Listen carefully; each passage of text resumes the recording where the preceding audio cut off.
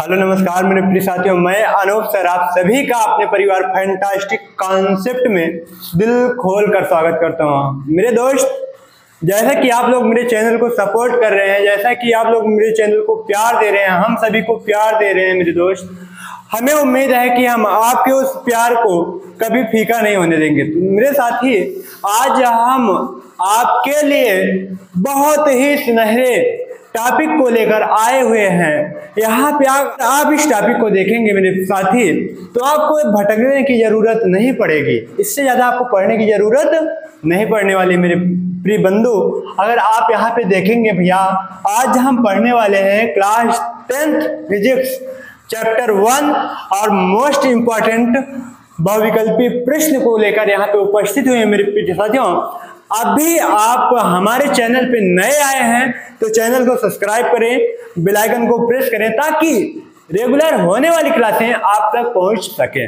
तो मेरे साथी, जैसे कि हमारा चैनल ग्रोथ हो रहा है, हम सबकी ग्रोथ हो रही है, हम उम्मीद करते हैं मेरे प्रिय साथियों कि आने वाले कुछ ही समय में हम आपके साथ लाइव आने वाले हैं। तो मेरे प्रिय साथी, उसके लिए आपको थोड़ा सा मेहनत करना होगा। आप अगर चैनल पे नए आए हैं तो चैनल को सब्सक्राइब कीजिए, लाइक कीजिए और हमारे चैनल को ज्यादा से ज्यादा लोगों तक शेयर कीजिए। तो दोस्त, आइए स्टार्ट करते हैं, समय को ना गंवाते हुए। आइए आज हम जानते हैं पढ़ना क्या है। मेरे दोस्त, अगर हम बात करें फिजिक्स का पहला टॉपिक जो है वो मेरा है क्या, लाइट रिफ्लेक्शन तथा रिफ्रैक्शन। मेरे प्रिय बंधु, यहाँ पे हमको पढ़ना क्या है, लाइट रिफ्लेक्शन तथा रिफ्रैक्शन, अर्थात प्रकाश का परावर्तन और अपवर्तन से संबंधित जो महत्वपूर्ण बहुविकल्पी प्रश्न है यूपी बोर्ड 2025 की दृष्टि से, बोर्ड एग्जाम जो होना है 2025 में भैया, उसके लिए हम यहाँ पे बेहतरीन तैयारी को लेके आए हुए हैं। अगर आपने इस क्लास को बेहतर तरीके से देखा, हम उम्मीद के साथ कह सकते हैं, हम ये दावे के साथ कह सकते हैं कि आपका जो होने वाला है भैया, वो एक भी क्वेश्चन मिस नहीं होने वाला है। तो आइए समय को ना वेस्ट करते हुए और हम इस क्लास को ना मिस करते हुए क्लास को पूरा देखिएगा। अगर बीच में छोड़ के जाएंगे तो आप गलत करके आएंगे। तो मेरे साथियों, अगर आप लग रहे हैं मेरे साथ, अब मैं भी आपके साथ लग रहा हूं, तो आप इस उम्मीद के साथ लगिएगा कि हमें जो बोर्ड एग्जाम में मेरा टारगेट रहेगा वो 95 प्लस का रहे, 95% प्लस का रहे। तो आइए स्टार्ट करते हैं टॉपिक को। तो आइए दोस्त, आइए समझते हैं। पहला टॉपिक है मेरा, जैसे मेरा पहला प्रश्न दे रखा है, प्रकाश के परावर्तन के नियम सदैव सत्य होते हैं। ऑप्शन आपको चूज करना है, सही विकल्प का चयन करना है, आपको ज्यादा हड़बड़ी नहीं दिखाना है, जल्दबाजी में नहीं करना है ऐसी कोई गलती जिससे कि हमें बाद में पछताना पड़े।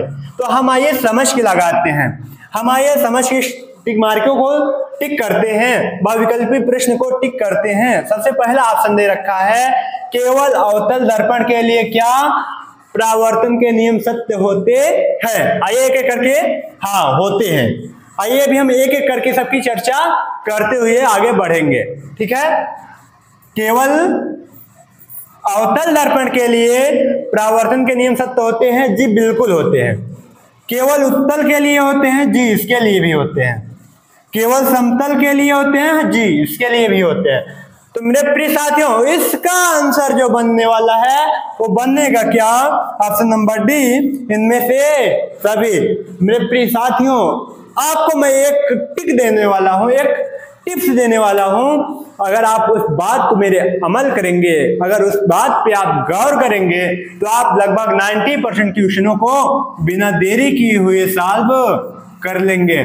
तो ट्रिक कौन सी है और टिप्स कौन सी है, आइए हम कुछ क्वेश्चन के बाद में हम उसकी डिस्कशन करेंगे। लेकिन आइए हम यहाँ पे एक बात बता दें, जब कभी भी क्वेश्चन में आपको क्या मिल जाए, इनमें से सभी, तो आपको आंख को बंद करके उस पर टिक मार देना है, ज्यादा घबराने की जरूरत नहीं है। तो मेरे प्रिय साथियों, अगर ऐसा आप करते हैं तो 95% तक आपकी उम्मीद है कि आपका क्वेश्चन सही होने वाला है, गलत तो होने का सवाल ही नहीं है। रेयर केस बनते हैं लगभग 5%, रेयर केस तो बनते हैं भाई, तो कितना 5% में आते हैं, वो हम कह सकते हैं अपवाद के रूप में आते हैं। लेकिन जो 95% होता है, अगर इनमें से सभी आ जाता है भैया, तो इनमें से सभी क्या हो जाता है मेरा, सही हो जाता है। बात को आप समझ पा रहे हैं? बात को आप समझ पा रहे हैं कि नहीं समझ पा रहे हैं? आइए आगे की बात करते हैं हम नेक्स्ट क्वेश्चन की। तो भैया यहाँ पे मेरा नेक्स्ट क्वेश्चन क्या है? नेक्स्ट क्वेश्चन दे रखा है, निम्न में से किस दर्पण की दृष्टि क्षेत्र अधिकतम होती है?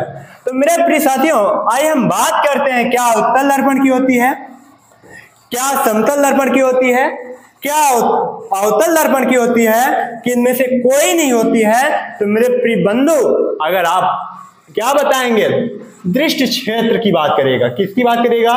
अगर आपसे दृष्टि क्षेत्र की बात करेगा।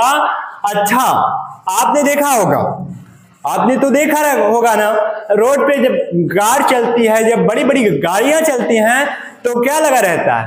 साइड शीशा, जिससे हमको काफी दूर की वस्तु हमको पास करके दिखाता है। अर्थात तो उसमें क्या लगा रहता है?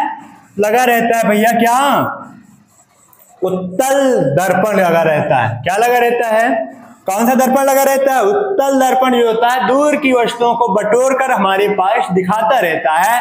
अर्थात उसकी दृश्य क्षेत्र जो होता है वो बहुत ज्यादा होता है।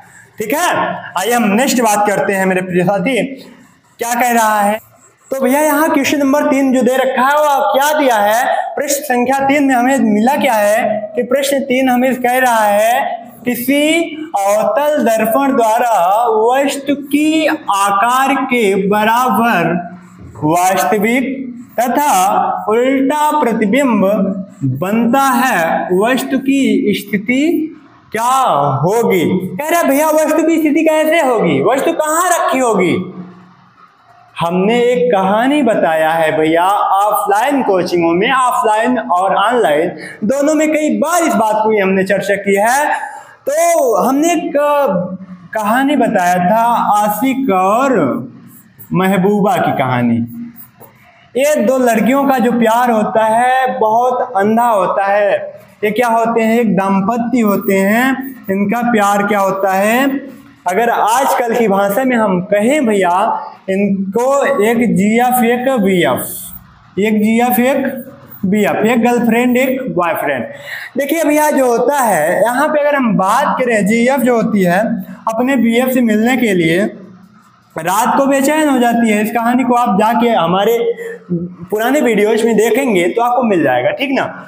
ये दोनों कब मिलेंगे? वक्रता केंद्र पे जाके इन दोनों का क्या हो जाता है? मिलन हो जाता है, वस्तु के आकार का प्रतिबिंब बन जाता है। तो बनता कहाँ पे है? तो बनता है भैया कहाँ पे? वक्रता केंद्र पर वस्तु के बराबर प्रतिबिंब बनेगा। कहाँ पे बनेगा? वक्रता केंद्र पर बनेगा। आइए हम नेक्स्ट बात करते हैं क्वेश्चन नंबर 4 की। तो क्वेश्चन नंबर 4 दे रखा है मेरा, एक लेंस की क्षमता -2.5 डायोप्टर है, लेंस की फोकस दूरी तथा प्रकृति होगी। कह रहा है कि एक लेंस की क्षमता को किससे लिखते हैं? P से। P बराबर कितना दे रखा है? -2.5 डायोप्टर, 2.5 डायोप्टर। अब पूछा क्या है? फोकस दूरी। क्या पूछा है भैया? फोकस दूरी आपसे पूछ रखी है। तो इसमें क्या होता है संबंध? P बराबर 100/F सेमी में। किसमें? सेमी में। तो मेरे प्रिय बंधु यहाँ पे अगर आप देखेंगे, अगर यहाँ पे आप सॉल्व करेंगे इस बात को, तो क्या आएगा? इस P की वैल्यू रखेंगे, ये माइनस फार्मूला होता है किसका? क्या फार्मूला होता है? P बराबर क्या रखेंगे फार्मूला हम लोग? फार्मूला रखेंगे P की वैल्यू -2.5 100/F की वैल्यू पूछ रखा है, तो ये माइनस से माइनस कट जाएगा। अब 2.5 का कितने बार हम गुणा करेंगे कि सब आएगा? 40 में जाएगा। तो यानी जो F की वैल्यू आएगी भैया वो कितना आएगी? 40 सेमी आएगी। और दर्पण कौन सा होगा? कौन सा लेंस होगा भैया? सॉरी, दर्पण नहीं, यहाँ पे लेंस की बात कर रहा है। तो कौन सा लेंस होगा? वो लेंस होगा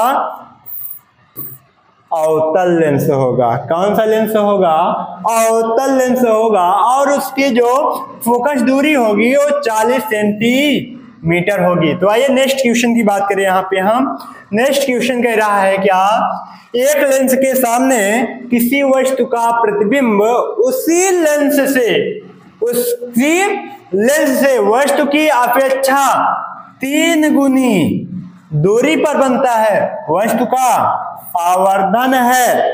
एक बात नोट डाउन करके रखिएगा मेरे प्रिय साथी, मेरे प्रिय बंधु, अगर जब गुनी की बात आएगी, 2 गुनी, 4 गुनी, 6 गुनी, 10 गुनी, 1000 गुनी, 1,00,000 गुनी की बात करेगा, गुने की बात करेगा, अगर कह दे यहाँ पे कि किसी वस्तु की अपेक्षा 100 गुनी दूरी पर बनता है, जब किसी संख्या के पीछे गुनी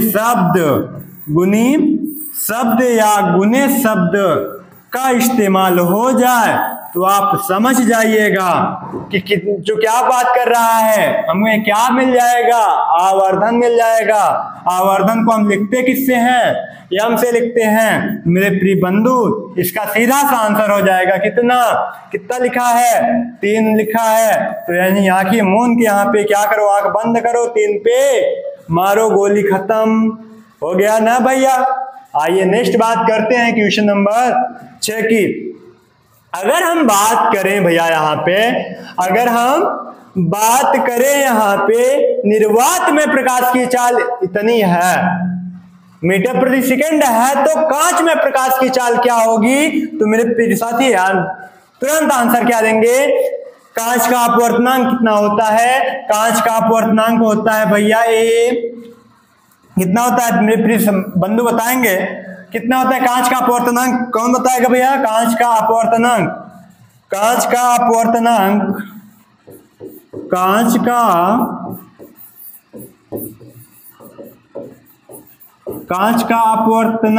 पहले आपको पता होना चाहिए, आपको पेपर में लिखा मिल जाएगा। अगर नहीं देता है तो आपको याद करके रखने की जरूरत है। कांच का अपवर्तनांक कितना होता है भैया? 1.5। कितना होता है? 1.5। और हमें पता है फार्मूला होता है अपवर्तनांक बराबर निर्वात में प्रकाश की चाल बटे वेग। किसी वस्तु में प्रकाश की चाल या वेग। तो यन हमें पता है कि नहीं पता है? यन हमें पता है। यानी क्या होता है? अपवर्तनांक होता है। क्या होता है? अपवर्तनांक होता है, जो कि हमें यहाँ पता है। कितना पता है? वो हमको पता कितना है भैया? यहाँ पे 1.5 पता है, 1.5 पता है। यहाँ पे रखेंगे 1.5 इक्वल टू क्या रखेंगे? इक्वल टू यहाँ पे क्या हो जाएगा? C का वैल्यू हमें पता है 3.0 गुणे 10 की घात 8 अपान V की वैल्यू ज्ञात करनी है, फाइंड करनी है। तो यहाँ पे हम लोग लिखेंगे क्या? 3.0 मल्टीप्लाई बाई 10 की पावर 8 अपान 1.5। पॉइंट से पॉइंट कटा, 15 दूना 30 हुआ। V की वैल्यू जो आ गई भैया 2 गुणे 10 की घात क्या आ गई? 8 मीटर प्रति सेकेंड। देखिए ऑप्शन में कहाँ पे है? Option number B is the right answer. Option number B is the right answer. Option number B क्या है? करेक्ट आंसर है हमारा। ऑप्शन नंबर बी बिल्कुल सही आंसर है। आइए हम नेक्स्ट बात करते हैं, क्वेश्चन नंबर 7 की बात करते हैं। क्वेश्चन नंबर 7 दिए क्या रखा है? कह रहा है भैया आपसे पूछा है चंद्रमा से देखने पर आकाश का रंग नीला दिखाई देता है। सॉरी यहाँ में प्रिंट हुआ है, यहाँ पे कुछ और रहेगा। यहाँ पे आपको लिखा मिलेगा चंद्रमा से देखने पर आकाश का रंग दिखाई देता है। इसको काटिए, यहाँ पे क्या रहेगा? रंग। क्या रहेगा? रंग दिखाई देता है। वो पूछा है बैगनी होता है, नीला होता है, काला होता है, सफेद होता है। आपको 4 ऑप्शन दे रखा है उन्होंने, आपको भरमाने के लिए। यहाँ में प्रिंट हुआ है, इसके लिए सारी यहाँ पे क्या होना चाहिए? रंग होना चाहिए।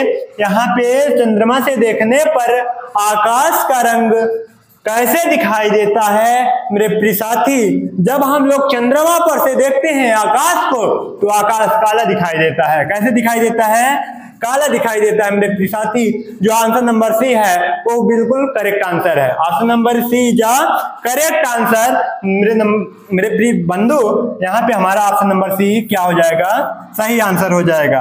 अब क्वेश्चन नंबर 8 की बात करें अगर हम यहाँ पे, क्वेश्चन नंबर 8 मेरा जो है तो समतल दर्पण की फोकस दूरी क्या होती है आपको बतानी है।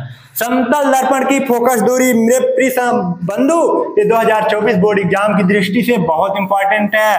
2024 में पूछा गया है, 2025 की बोर्ड एग्जाम की दृष्टि से बहुत महत्वपूर्ण टॉपिक है, वेरी वेरी इंपॉर्टेंट है, मोस्ट इंपॉर्टेंट क्वेश्चन है, very very very important question है 2025 बोर्ड एग्जाम के लिए। मेरे प्रिय बंधु अगर हम समतल दर्पण की फोकस दूरी की बात करें तो समतल दर्पण की जो फोकस दूरी होती है भैया वो क्या होती है, अनंत होती है। क्या होती है, अनंत होती है।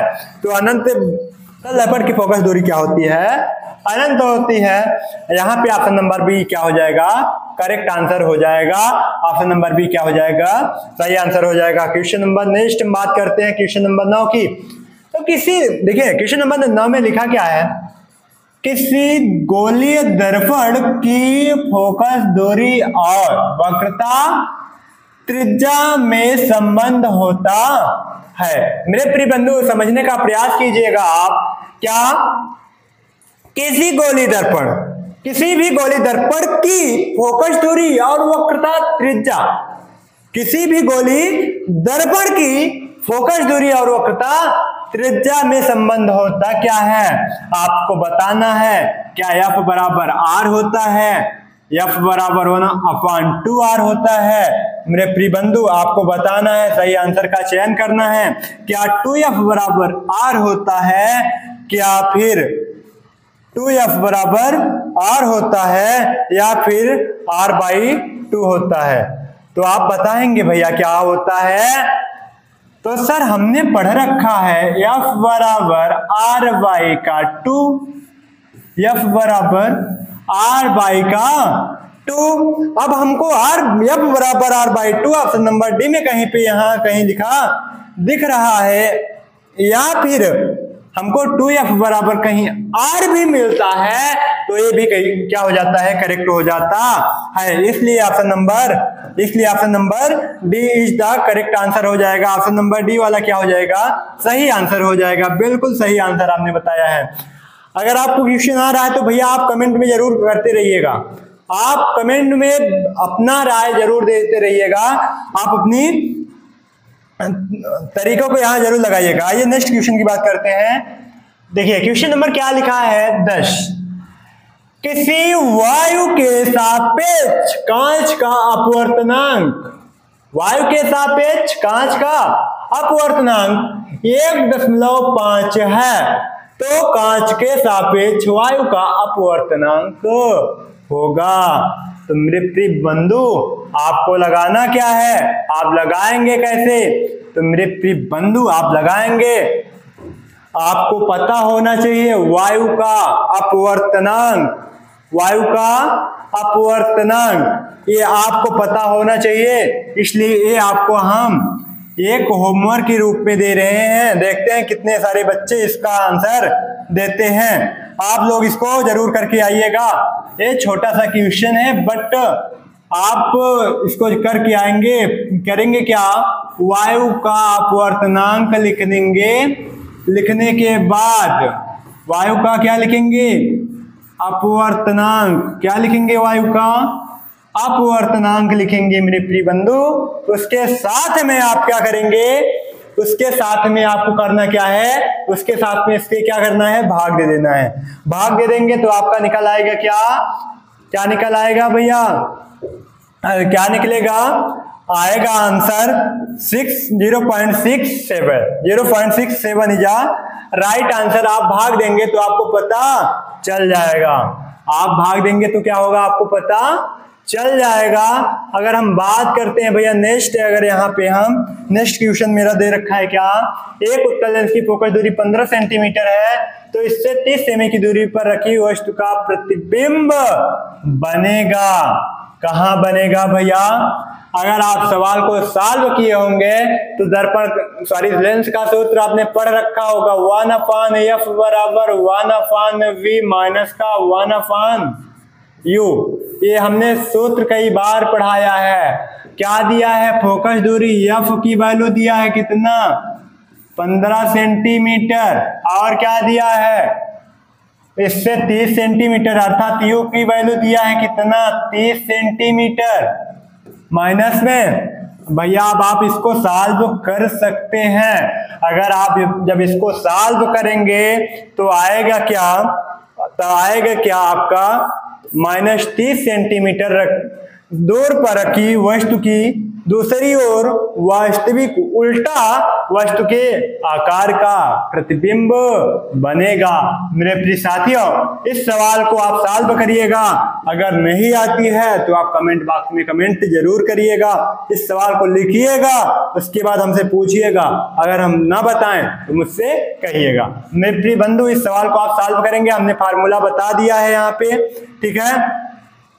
अब आगे देखते हैं क्वेश्चन नंबर 12। प्रश्न संख्या 12 में क्या दे रखा है? प्रकाश की चाल अधिकतम होती है। चलिए, कौन कौन इस सवाल का जवाब दे सकता है? चलिए आप लोग बताइए। आप लोग बताएंगे जरा इस बात को।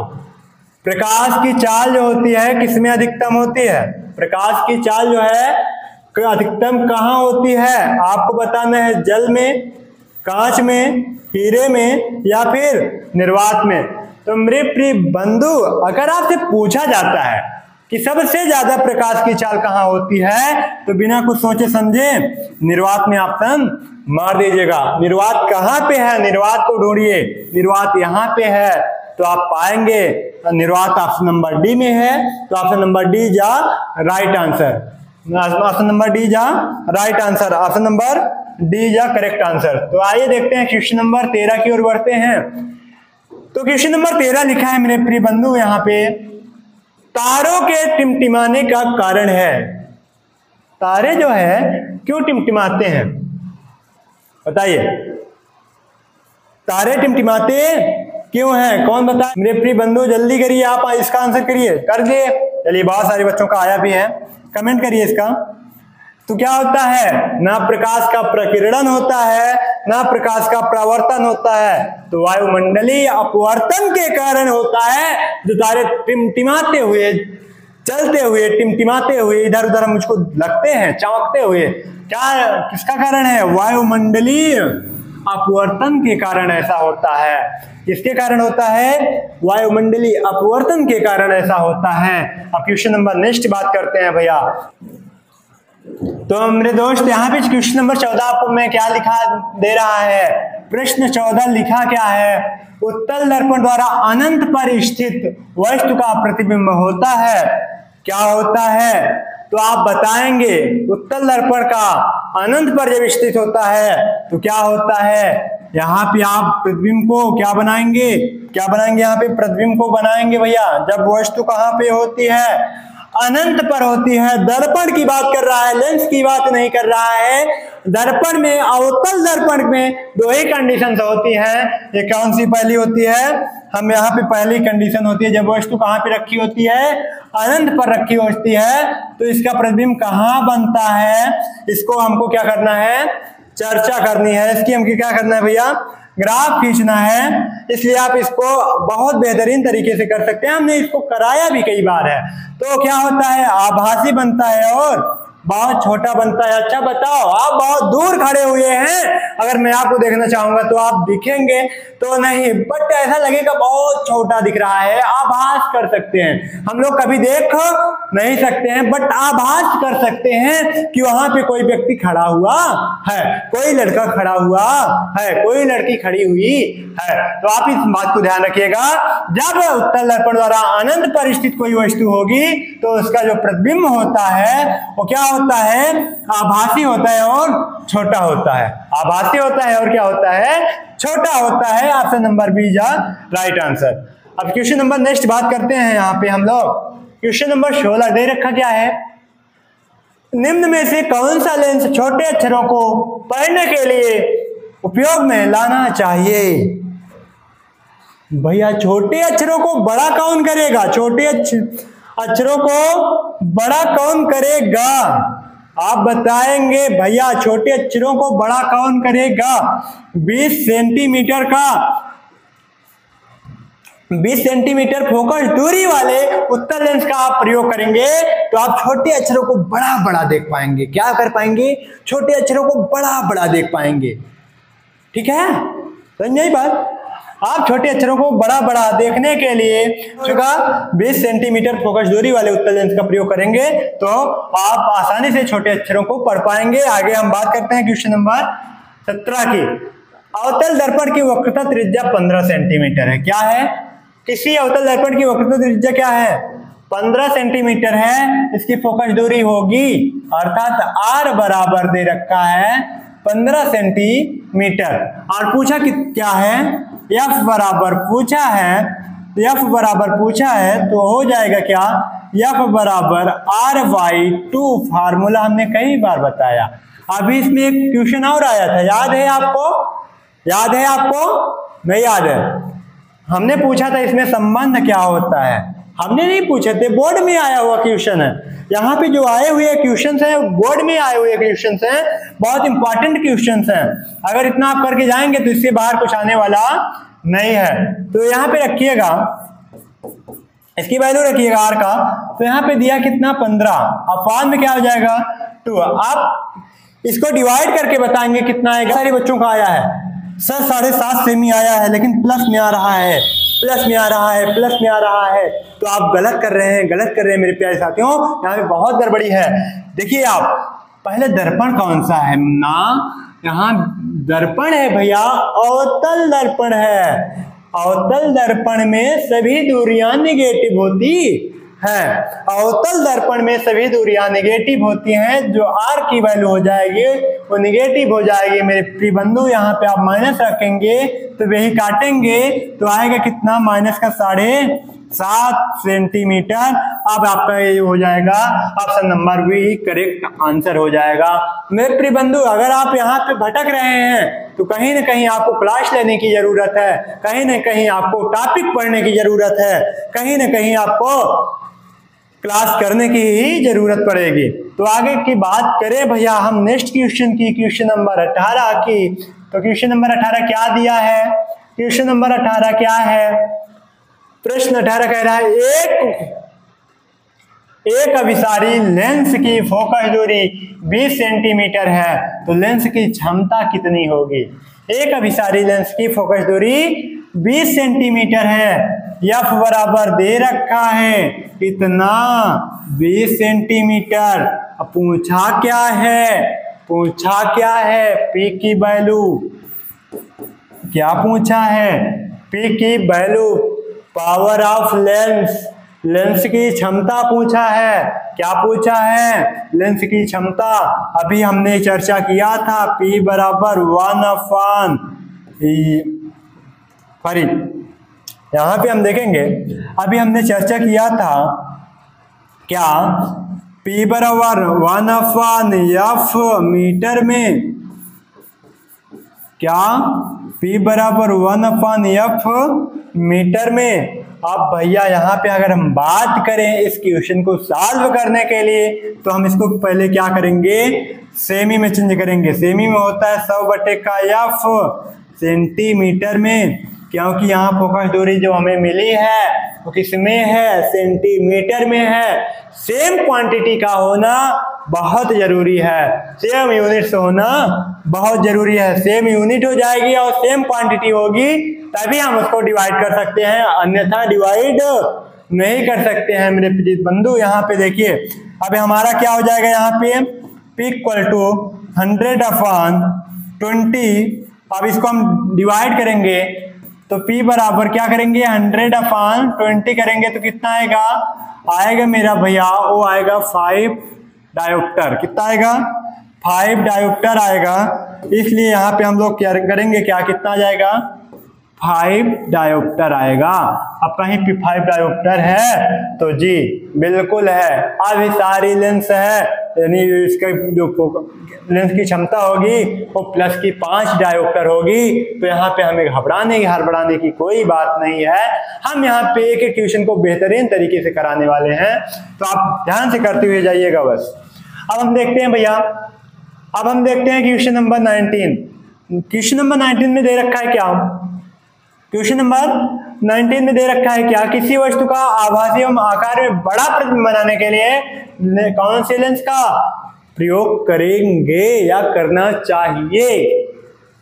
चलिए शुरुआत करते हैं। अच्छा, क्या कह रहा है यहाँ पे? किसी वस्तु का आभासी एवं आकार में बड़ा प्रतिबिंब बनाने के लिए कौन से लेंस का प्रयोग करना चाहिए? तो मेरे प्रिय बंधुओं, ये तो चर्चा हमने कई बार किया आज की क्लास में। तो ये बिना सोचे समझे क्या हो जाएगा? उत्तल लेंस हो जाएगा। उत्तल लेंस में क्या होता है? वस्तु का आभासी और आकार में बड़ा प्रतिबिंब बना के दिखाता है। समझ में आई बात को? समझ में आई बात को? तो आगे बढ़ते हैं क्वेश्चन नंबर 20 की तरफ। इस क्वेश्चन को आप अपने घर से करके आइएगा। कमेंट में आप इस क्वेश्चन का जवाब जरूर दीजिएगा। ये क्वेश्चन क्या दिया है? निम्न में से कौन सा पदार्थ लेंस बनाने के लिए प्रयुक्त नहीं किया जा सकता है? ये आपका होमवर्क रहेगा, इसको आप घर से करके आइएगा। दोस्त, आज की क्लास को हम लोग यहीं पे समाप्त करते हैं, यहीं पे क्लोज करते हैं। तो मेरे प्रिय साथियों, आप अपनी तैयारी के लिए इस चैनल से जुड़कर अपने साथियों को जोड़कर अपनी तैयारी को बहुत मजबूत कर सकते हैं। और एक नई बात एक कि हम रेगुलर अब आपकी क्लासों को लेकर यहाँ पे उपस्थित होने वाले हैं। पर डे हम आपकी क्या करेंगे? क्लास लेंगे टॉपिक वाइज। पहले सोच रहे हैं हम आपकी ऑब्जेक्टिव जो क्वेश्चंस बनेंगे, जो क्या करेंगे? ऑब्जेक्टिव क्वेश्चन को यहाँ पे सॉल्व कराने वाले हैं। जब हम ऑब्जेक्टिव क्वेश्चन को सॉल्व कर लेंगे तो हमें एक आंकड़ा लग जाएगा किस टाइप का क्वेश्चन बनने वाला है यूपी बोर्ड एग्जाम 2025 में। जो 2025 आगामी एग्जाम है उसमें हमें ये आइडिया हो जाएगा कि हमें किस प्रकार के प्रश्नों को पढ़ना चाहिए और किस टाइप के प्रश्न पूछ रहा है एग्जामिनर। इसलिए भैया, हम अपनी तैयारी को बेहतर बनाने के लिए आपका हमारा साथ ये बहुत जरूरी है। आप सपोर्ट करेंगे, हम साथ देंगे, हम दावे के साथ कह सकते हैं कि आपका 95 पार हो जाएगा। अभी तक आपने कुछ नहीं पढ़ा है तो कोई बात नहीं, आप पढ़ना स्टार्ट कर दीजिए। मैं दावे के साथ कह सकता हूं, अगर मैं जैसे बताऊं ऐसे अगर आपने पढ़ा तो आपका जो 95 का स्कोर है वो कंप्लीट हो जाएगा। इस क्वेश्चन का आंसर कमेंट बॉक्स में जरूर करिएगा, इसका क्या आंसर होगा। तो दोस्त, मिलते हैं नेक्स्ट टॉपिक के साथ नेक्स्ट वीडियो में। तब तक के लिए thank you so much. Vande Mataram, जय हिंद।